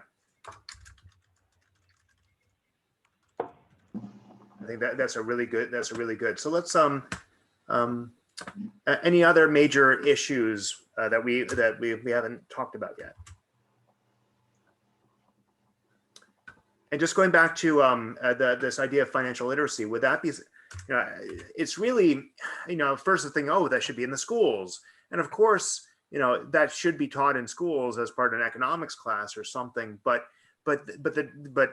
no one's going to remember that from their junior year of high school. So who would be the entity, Mary, that you'd think would be able to provide this regional financial literacy? Maybe the chamber, maybe the community. I think it could be the chamber, Sam. It could be the COG that kind of spurs this on. Liberty Bank has done a great job of running these free programs, either online. Before COVID, they were in person, and then they do offer some bonuses. So whether it's a credit card with a limit or a line of credit, to kind of get people to come to those events. But what they're doing is they're helping make sure the people that they grant mortgages to are well educated. So for them, there's a benefit as well. But I see it over and over with people that they don't understand property taxes. I had somebody that called that didn't even know they were on a septic system. I wanted to know why they weren't getting a sewer bill. So these are the kind of issues where the lack of education can really stymie a family financially if something happens that they're not prepared for. Right, like for example, the septic system goes or it's not being maintained, and suddenly they have to pay $25,000 or something. So yeah. Go ahead, Margot. The comment in a previous section, but we were talking the other day about there are so many businesses closing that it could be a time to educate and to get people ready to open up new businesses, in 9 months. And we do have the Middletown adult education courses that are offered in different in Middletown, and I don't know if other communities have that, but it seems that kind of help to people that are thinking about getting ready to open a business. The education of all of that just. Well, that also got me thinking about, we don't have a huge amount of big box retail in our region, but we may see a very permanent shift away from brick and mortar retail. And will there be opportunities? The Westbrook Mall has been struggling for a bit. Would there be opportunities to find ways of redeveloping those to more mixed use potentially? They're already paved.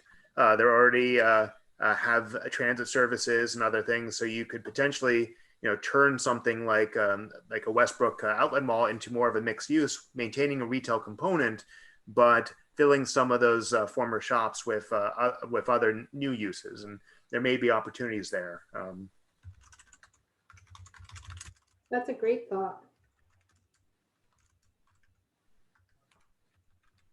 The only issue is that, of course, retail uses and commercial uses pay more in taxes than they do demand and services, which is a benefit for the finances of the town.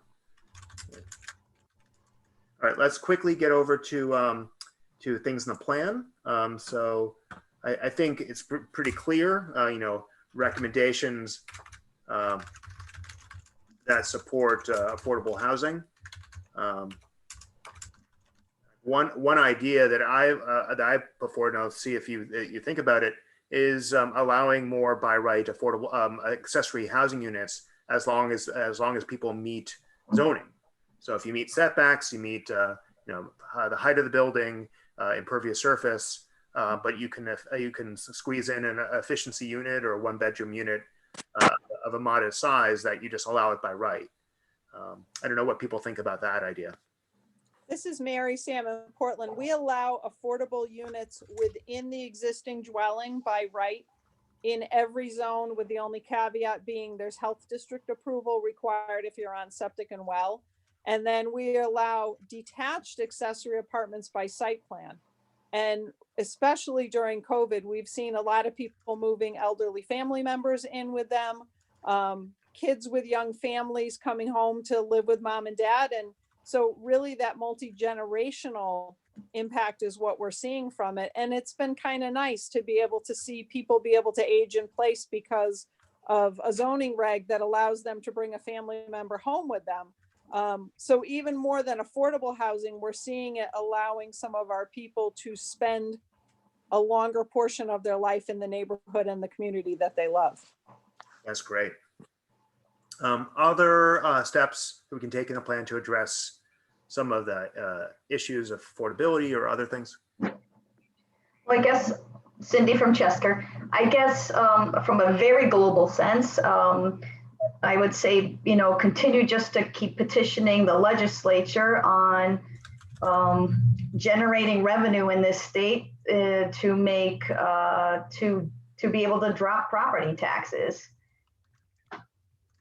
Yeah, no, property taxes. If we're generating revenue as a state, we're going to be, hopefully, with less taxes. So. Yeah, lower taxes. Okay. I think everyone can get behind paying lower taxes, but exactly the same services. Yeah. All right. Other steps we can take in the plan to address some of these issues. I think with climate change and issues of sea level rise, I think it's important.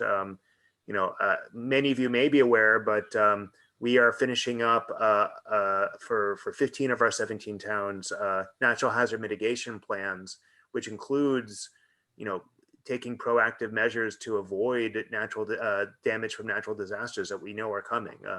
It's just a matter of time before a hurricane hits again, I think that's that would speak to the issue of sea level rise and global warming. Sam, Go ahead, it's Susie. Susie Beckman again. I just want to toss transportation in there, because even if Old Saybrook has affordable housing, we don't always have a really efficient transportation system to get people from Old Saybrook to their jobs, which might be elsewhere. We do have the train station, but you have that first last mile issue. And Ninetown Transit had a great pilot program going on last year. I'd love to see that continue and see Ninetown Transit be able to continue to innovate and move those types of ideas forward. For everyone, not just for affordable housing, but for everyone.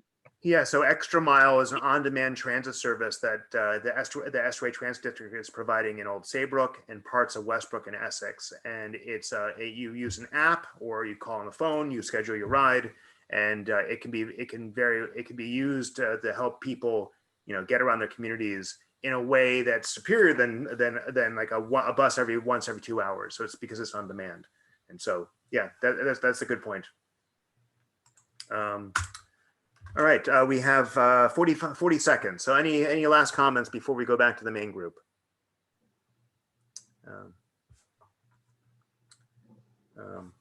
All right, well, and I think alternative septic was something that was mentioned before. Yeah, because the way you make housing cheaper is you have density, and density means dealing with the wastewater issues. All right, so we'll go back to the final report out, and we'll wrap up this meeting. So all right, so we can all head out and go back to the main breakout.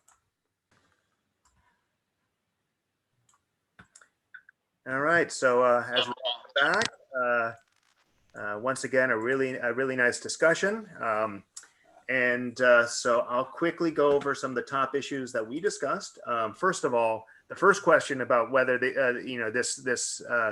we just answered yes, whether this data was made sense, just because the issue of affordable housing had come up in the last two discussions. So we'll just skip to issues based on these trends.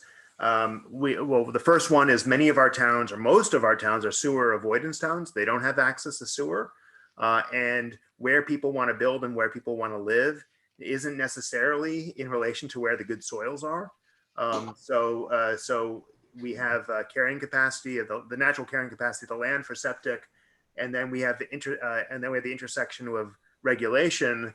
We have in some places you have issues with wastewater going into the sound along our shoreline. So septic systems really are a problem with keeping the sound clean. But also we have DEEP doesn't allow engineered septic systems. So you have to use native soils. And if your native soils don't perk, that's a problem. On a different topic, we talked about how these issues of septic are driving towards sewers, which have lots of costs associated with them and lots of other development issues that are associated with building sewers. We talked about the need for financial literacy, that we're in a hot real estate market for the first time in a generation, and people are used to being able to sort of waltz in with their 20%, and then houses are being swooped up by investors who are paying cash, and we need more savvy home buyers. And there may be an opportunity here for the chamber, the COG, or one of our local banks like Liberty Bank to provide education to first-time home buyers and how to navigate that. We talked about surprise that we're actually overall in the region at 8% affordable. We were surprised by that, and that maybe some of the higher renting percentage in Middletown could be driven by some of academic rentals. We also talked a little bit about climate change and sea level rise and how it will impact our homes, first by storm flooding, but also seawater infiltration affecting wells and the functioning of septic systems. We also discussed that with businesses closing, there might be opportunities for new businesses to open in some of the vacated retail spaces, but also we may not need as much retail space as we had before, and there might be some opportunities for maybe mixed use development.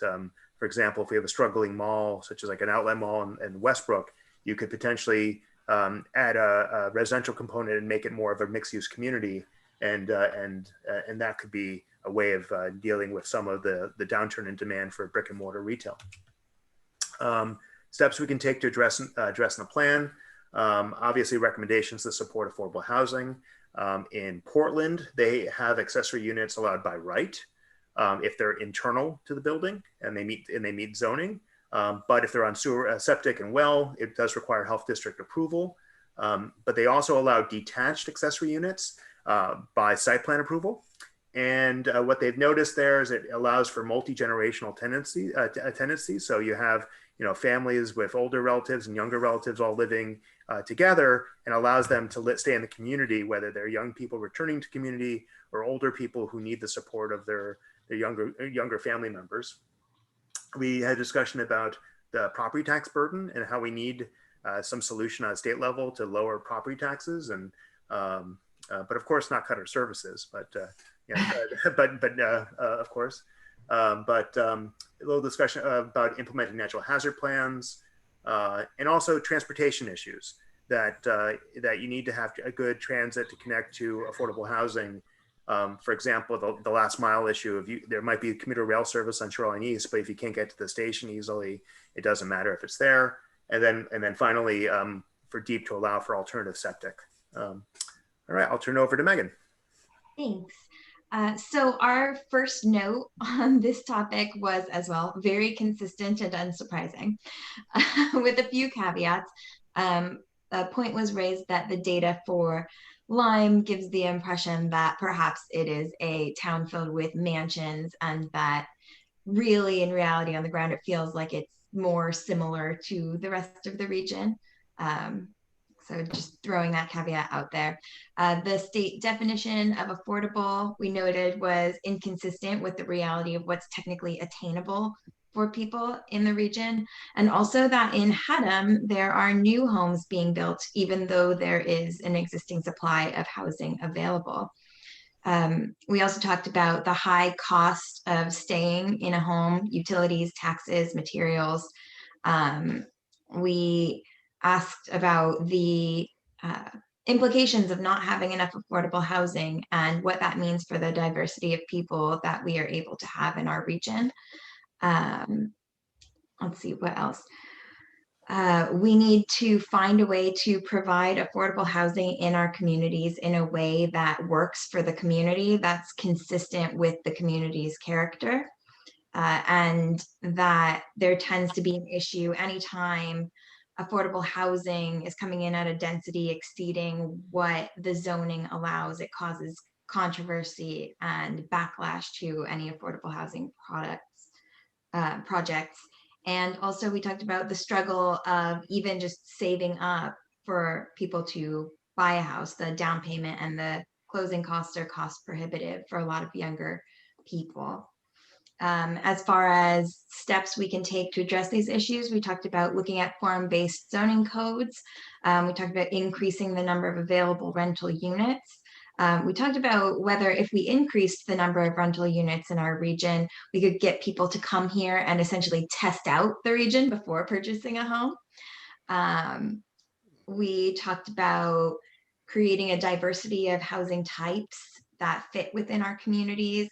We talked about provision of sewers, and we talked about encouraging towns to proactively identify areas where affordable and attainable housing could be built, because otherwise we are left to the mercy of developers to tell us where they want to put affordable housing. So with that, I'll turn it to Francisco.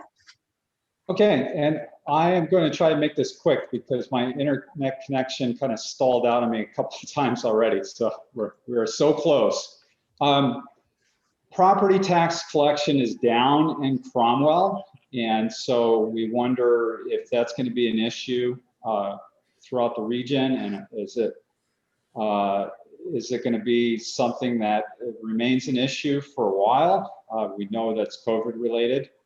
However, at the same time, homes are selling fast, and it's how are people affording these homes when people are out of work? And so there's this whole weird dynamic that's happening all at the same time.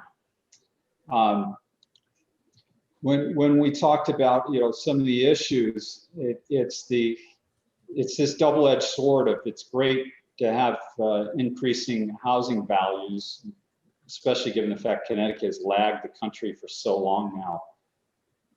However, that makes it difficult for people trying to buy homes who are in the region or moving into the region. Affordable housing, you guys covered that ground, but it remains important for both young people and for the older population. And we talked about a mixed-use development maybe being part of the solution or a good model for the region. Having housing in commercial areas along with retail businesses and service-based businesses.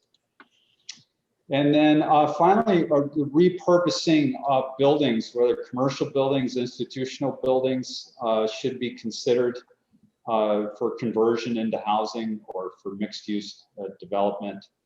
And then you guys talked about septic, how important that is in a region that has a lot of rural communities that don't have sewer. is that there is support for engineered systems, and the permitting process is made a little easier, and then much of that is tied up at the state level. But we realize that's one of the big constraints on housing development in the region. And that's it. Great. Well, thank you, Francisco. So let me get the presentation started again, and we'll wrap it up.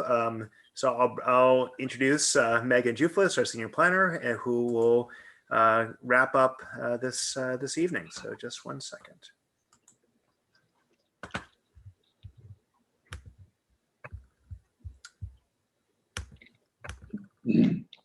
All right. So go ahead, Megan. Okay, thank you. And I'll go quickly. So you can see on the screen a breakdown of the anticipated timeline for the creation of the RPOCD. We kicked off the project in winter of 2019, and we anticipate completing in spring 2021. So we're currently in phase 4 of this process at the regional thematic meetings, which you'll see in the 4th column, first line. Following these series of meetings, the last one will be January 5th, 2021. We'll be posting the draft RPOCD online for public comment. So we're anticipating having that posted by the end of January. So check the website, which I will give you the link to on the next slide, for access to the draft document, and please provide your thoughts and comments. So let's see, there's the project website. Going forward, there are several ways you can get involved, including visiting this website, rivercogregionalplan.org. You can sign up for email notifications, and please share this presentation with others in your community. On the website, you'll also see all of our other previous presentations if you didn't attend, or if you want to see what happened in the other municipal meetings, please go to the website, check them all out, share them with everybody that you know. And then most importantly, please join us at the upcoming workshops and have your opinion heard. So Sam already showed this slide a little bit earlier. These are your RPC members. The RPC is charged with overseeing the creation of the RPOCD, and the members are your representatives in this process. So take a look at the list and find your representatives. A lot of the representatives are in this meeting. So you can reach out to them with your thoughts, your comments, and concerns. We have email links on the project website, but you can also see them here. For the most part, it's just the town rpc@gmail.com. There's a couple like Essex, Portland, and Westbrook that have a 1 after it. So Westbrook rpc1@gmail.com. But again, the most important address to remember is rivercogregionalplan.org, because all of these emails are there. Also, my email is there, mjuflis@rivercog.org. So then our next steps are the upcoming workshops. Our next one is the Visioning and Branding Workshop, December 15th at 6 p.m. It'll be a very similar format to this. And then we have Mapping Workshop Part A, which will be December 21st, and then Mapping Workshop Part B, which will be January 5th. So we hope to see you all there. Tell your friends. So thank you very much, Megan. We're 20 minutes over, so I apologize for that. But I don't know if anyone has any final comments or questions before we sign off for the evening. I'd just like to say thank you to everyone for participating tonight. We know it's a demand on your time, but this is a very important project for our region. And I'm very glad that everyone could make it. And I appreciate all the work that was done by Francesco from FHI, and Sam and Megan and Torrance and everyone at RiverCOG as well. Thank you, Frank. So right before this presentation, I uploaded the PowerPoint to our website for our project. So rivercogregionalplan.org.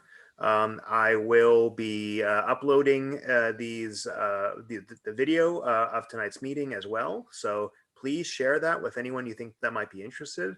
Also, if you haven't signed in the chat box on the lower level, lower bar of the Zoom chat, please sign in. And if you want to give us your email address, we'll make sure that you're included in future mailings for notices about meetings as we create our region's first regional plan. So thank you very much. Thank you. Good night. Yeah, Thank and you. with that, I'll say goodnight and stay safe and stay healthy. I'll keep on for a lot of people to type in their names and the emails if anyone has not done so yet. Thank you. Yeah, but this Thank has you. been great, and we really appreciate your time tonight. Thanks, everybody. Yeah, thanks, everyone. It was great. Good night. Bye.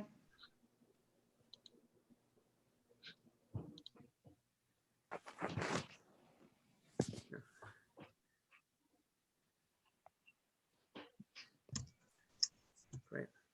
Sam, Yeah. all these individual recordings that we